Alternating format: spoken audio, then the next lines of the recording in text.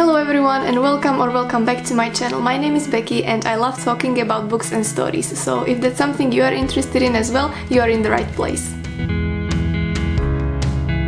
I think that the video will be a little bit longer, so I'm gonna make chapters for this video, so feel free to skip to any book you are interested in and let's just talk about the books. So the first book I read in April, actually I had it as audiobook, is called Little Paris Bookshop by Nina George. Guys, this book is so beautiful. I am the type of person who very often writes down the quotes and notes from books which I like, but with this one I had to pause this audiobook every few minutes just to write down stuff which I really liked and which I wanted to remember because it was so beautifully written, and it also has characters which you fall in love with very easily. The main character here is Jean Perdu, who works as a book apotheke in France, which means that he sells books to people as remedies when they have some heart or soul issues instead of drugs or medications, which is absolutely amazing idea. And over the years he managed to help to many people, but there is one person he was not able to help to, and that's himself, because 20 years ago Jean Perdu had his heart broken, and for all this time he was carrying this pain and sorrow and disappointments with him, and the only thing that was left for him from the love of his life is a letter which he did not open for 20 years because he was not able to push himself to do it, you know, because of the pain. But then at the beginning of the book some things will happen which I'm not gonna spoil for you, and he happens to open the letter, and after that he sets himself to the journey and follows the content of the letter, and again you need to read it yourself to find out what happens, but it's really beautiful. Absolutely love this, and I would recommend this book to read to everyone because it's really beautiful. So moving to the book number 2 I read is the book called Life on Our Planet by Sir David Attenborough. I already made one video about this book, the separated one, so if you've seen that one already, feel free to skip to another book now, but if you haven't, I highly recommend you do, because I really got excited about the book and I go into quite a big details about the book itself. So for the people who haven't seen my previous video and who haven't heard about the book, I'm going to be talking very briefly about it now, and I do actually have the book here. There you go, with David Attenborough himself on the cover. Guys, this book is really beautiful, and it's the one book I would really force every single human being to read, because it's a witness statement of Sir David Attenborough and previous 60 years of his life when he was really devoting his life to nature, exploring nature and telling people how and why it is important to protect our planet. You can find so many pictures and glossary in this book, which is something amazing, because trust me, there are so many words that I had even no idea exist, so that was really interesting as well. And it just contains very important and interesting information about how our planet evolved and changed over the past 60 years and all the changes it's been through, which as we know are not the greatest. So I highly recommend to everyone to read this book, because it really made me addicted to watching documentaries as well, because now I watch like one documentary a week at least. So it's something really great, and highly recommend to read this. The third book I read in April is called The Beekeeper of Aleppo by Christy Leftery. This book is really beautifully written, but with quite heavy topic to read about, but I think it's still important that we read stories like this. The main character is Nuri, who works as a beekeeper in Aleppo, which is a city in Syria, but when the war starts he decides to take his wife, who is blind because of some tragic accident that happened, and they decide to leave to United Kingdom to search for new and hopefully better life. His cousin Mustafa is already there, and he teaches young people how to become beekeepers in Yorkshire. And this book is not only about the physical journey of two people to different country, but it's also about their journey to find the way back to each other after some very difficult things they've been through. And I think that it's really important that we read about these things, because especially migrations and people coming from different countries to Europe or even to America is just something we hear every single day about, and it's important to get another perspective on the thing, I think. What is also important about this book is the fact that the author of the book, she spent some time herself in the refugee camps where she worked or volunteered, I'm not quite sure either of those, and she spoke herself with the refugees and she was watching them, she helped them, so she got really the first contact with them, and you know, therefore the book is not just the fictional story someone came up with, but she could really experience everything those people are going through when they are searching for better life and hopefully find a new future in new countries. So very important stuff, and I highly recommend you to read it as well. Moving on to another book which became love of my life between books is this one, The Highland Witch by Susan Fletcher. Guys, this book again have separated book review video, so go and check that out as well, because I love this book with all my heart and soul. It's a book about magic, about witchcraft, about love, romance, drama, history, nature, Scotland, everything you can be looking for. The main character here is Korak, and at the beginning of the story we find her in prison because she was accused of a witchcraft. And also she is the only person who survived the massacre of Glencoe, which happened in 1692. It's the real event that happened, unfortunately. And in the prison, Irish Reverend Charles Leslie visits her because he wants to find out what truly happened that day. Korak agrees to speak with him in exchange that he will listen to her life story, because that's the only way how she can be remembered, since everyone she knew is dead. So from that moment she starts to speak about her life, about her childhood, about her mother who was also a condemned witch, how she found her way to Highlands and befriended McDonald's clown, and all the adventures and romance and everything she experienced there. And it's just so beautiful. I do love Korak. She became my favorite literature character so far, and I highly recommend you to read this one because you can find there everything. And recently I must say I became quite obsessed with witchy books, and I bought 2 more books which arrived yesterday, and I'm way too excited about those. I already posted them on my Instagram, so you can check that as well, but you will definitely hear me talking about witchy books in the future because I love them. Another book I read is Wuthering Heights by Emily Bronte. I am not going to be talking very detailed about my review of the book because I already spoken about it in one video previously, which I will link in the description down below again. But now I will tell you what is the book about, because that's something I did not say before. And I don't know if you came across the feeling of there must be some book which every single person already read, but I didn't. For me it was this book, because until like 2 months ago I just not read the story, I haven't seen the film, I had no idea what is it about. And let me tell you very briefly that I must have quite unpopular opinion for this book, because despite having so many things in the book which I could appreciate and which I really understood why people loved the book, and I also liked some parts of it, it was just overwhelming for me how much I hated every single character in this book from the beginning until the end, and that kind of overtook my whole feeling from this book. So to give you the basic premise of the story, we have 2 main characters there, Kathy and Heathcliff, who were growing up together, but they were not siblings, because Kathy was growing up in a family which was quite rich and wealth, and her father found Heathcliff when he was a young boy and brought him home. So these 2 developed special friendship and special bond, which also turned into love later on, but they never actually happened to be together because Kathy married someone else. And Heathcliff really struggled throughout his life. He suffered a lot. He met people who were really not nice to him, and it really reflected his action, because he really became this evilish person who did not wish wealth to other people. And later on we also follow another generations which are kids of Kathy and Heathcliff, and we follow their journey and their destinies, which are somehow affected and influenced by the decisions and actions their parents made in the past. So that is the basic premise of the story. As I said before, I did enjoy some parts of it. I think it was a very controversial book for the time it was written, and there were some things that were very interesting. I think that the characters were written very well because they were real with the flaws, which is something I really appreciate when authors do in the books. So for these technicalities, you could say, I really enjoyed it, but just those characters annoyed the hell out of me, and but I mean, it was experience reading this book, because I don't remember reading a book recently which would make me feel so different emotions throughout the whole book, and I would actually even finish it. So that was something really interesting to go through, but I don't think I will pick this book ever again, because that was enough of experience for me. But recommend you to read this one because it's classic, and I do love Bronte sisters, I really do, and I would like people to know, but just this one was the one that did not fit for me very much. The next book I read and I absolutely fall in love with is Anxious People by Frederick Beckman.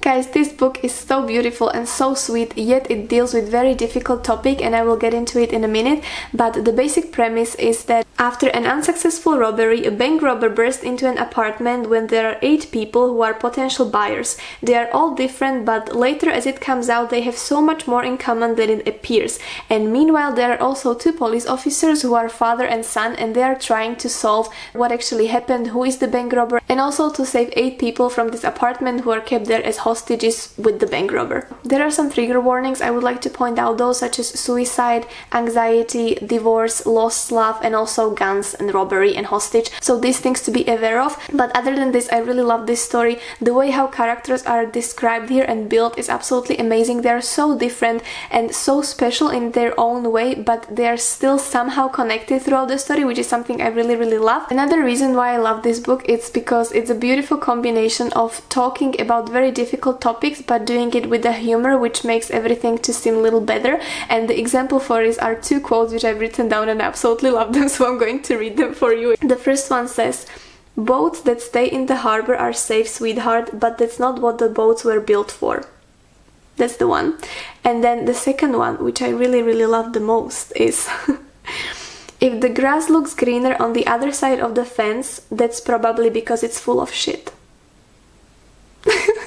I mean, I love this, and here is just kind of catch the whole essence of the story for me, because the first quote kind of poetic and inspirational about life and about different struggles we go through, yet complemented with another quote which talks about greener grass because of the shit. I mean, I love it. And that's how the whole book is made. It deals with very difficult topic, but it's done with a humor and sort of love that one makes you feel like everything is just the worst in the world, but really gives you hope. Another book I read in May is the book called Na dvore s trňou a rúží by Sarah J. Maas. This book is a fantasy book and it's a retelling of Beauty and the Beast. As I said before, I am not a huge fan of fantasy books myself, but I promised myself that I will read more genres this year, so I started to read more fantasy books as well. And this was recommended to me by my sister, who adores the whole series, and I must say I did enjoy reading it, but there were some issues I had with the book, which I will get into in a minute. But the basic premise of the story is that our main heroine is basically a provider for her family. Her father and two sisters, because before her mother dies, she promised her to take care of them, so she is the one who protects them, who brings the food and money to the table. But one day in the forest during winter, she kills a wolf, which happens to be this magical creature, and as a punishment, she is dragged to their kingdom of these fairs, these creatures, and she needs to stay there with them for the rest of her life. And as a classical fantasy trope, there is some anxious curse which she needs to break in order to save people she loves. There is also romance, there is drama, there is magic, there are all these things which you'll be looking for in a fantasy book. And what I liked about this book is the way how the whole world building was made. I really enjoyed reading about this one, but there were some things I did struggle with. And first of all, it was that since this is a retelling of Beauty and the Beast, it really did not feel like it in many ways, because I would say that the main point of the Beauty and the Beast was that, you know, how a girl can learn how to love a beast, someone who is, you know, beast inside, but also with the appearance. Even the Disney's beast has the horns and hair and everything. But in this book, our main character falls in love with the High Lord of the Fair, so he is this special, magic, beautiful, lovely, attractive creature with special powers, and the only thing that made him to look like a beast a little bit was the mask the whole kingdom had to wear, which was the part of the ancient curse. But that was it. So overall, this book did not click with me very well, because the main character lives in this cold winter country with people who do not appreciate her, and they are very poor, they have nothing to eat, and then she needs to go to this beautiful magical kingdom surrounded by beautiful people who becomes her friends, and she falls in love with someone who is absolutely like heavenly creature. So I'm like, life is not that complicated for you, is it? And one thing that really made me not to enjoy this book as well was the Slovak translation, unfortunately, because I just hate when they choose the words which absolutely do not fit into the tone or time period or the aesthetic of the book, when we have so many synonyms that can be used instead. And I'm not even gonna go into this. They just really did not choose the right words, and it really took me out of the story when I was reading it, and I would come across some word and I'm like, this just not fit in here, and you could easily use some other words instead. But it was just something, it's not the first time that happened, so please, people, do something about this when you're translating books. But overall, it was a good experience, I would say, because there were many things that I did enjoy as I was reading it, and I do want to read another part of this series, but I think that is just something I will do once I don't have other books to read, because I'm not in a hurry to read it, but I do want to read it eventually, so it wasn't a bad book at all. Right, moving on to another book. Is the book I already mentioned in my previous video, so feel free to skip it, but if you haven't heard about it yet, it's the book called Manderley Forever by Tatiana de Rosnay, and I have to say a couple words about this because it's about my most favorite author author of all time, Daphne du Maurier.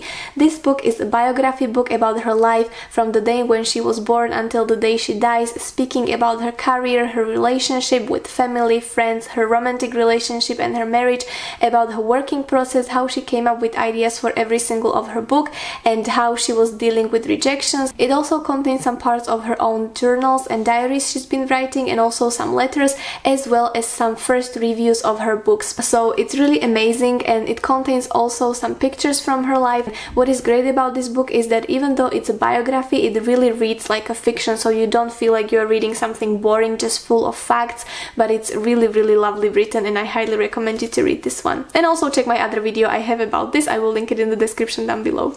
So the book I finished quite recently, actually just a couple days ago, is called Aristotle and Dante Discover Secret of the Universe.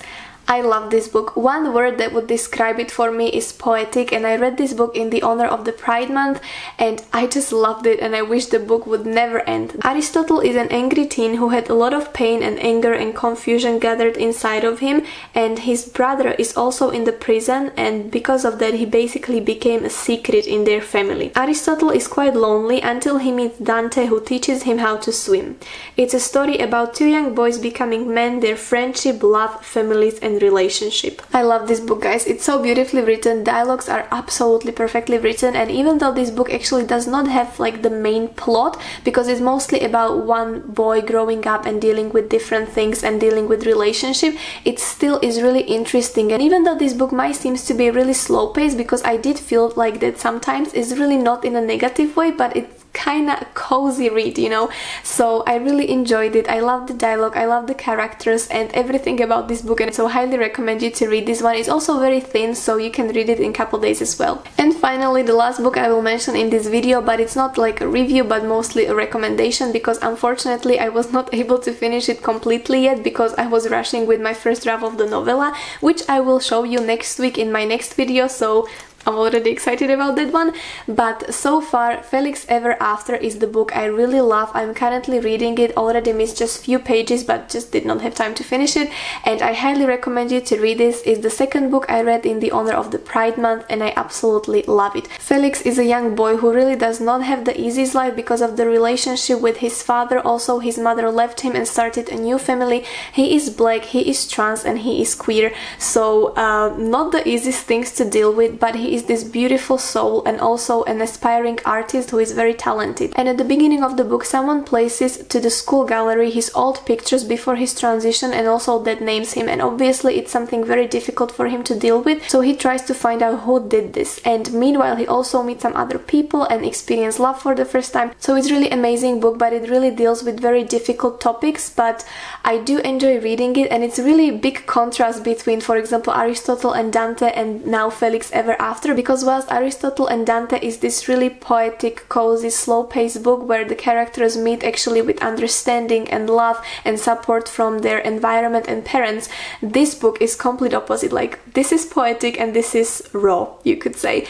It also has some explicit language, and the main character is not met with so much of an understanding and support from his environment, so it's very contrasting, these two stories. But I really enjoyed the first one and I'm enjoying this one as well. So as soon as I finish it, I will let you know what I think of it completely, and so far I highly recommend you that you pick this one as well. Alright my friends, so those are all the books I read in these last 3 months, and thank you very much if you stayed with me until this point. And if you did enjoy this video, please consider subscribing, because if you do, that tells the YouTube algorithm that you enjoyed my video, and it just helps me to push these videos even further to other people who might enjoy the video as well, and that would be absolutely brilliant. And also let me know in the comments if you read any of these books, which one was your favorite, and if you have some recommendations for witchy books I could read next, because I really became obsessed with this sort of books and I cannot wait to read them, so let me know please. And also feel free to visit me on the Instagram, where I put some bits and pieces in between the videos. I speak there about my writing updates and current reads and some other stuff you could be maybe interested in, so you're very welcome there as well.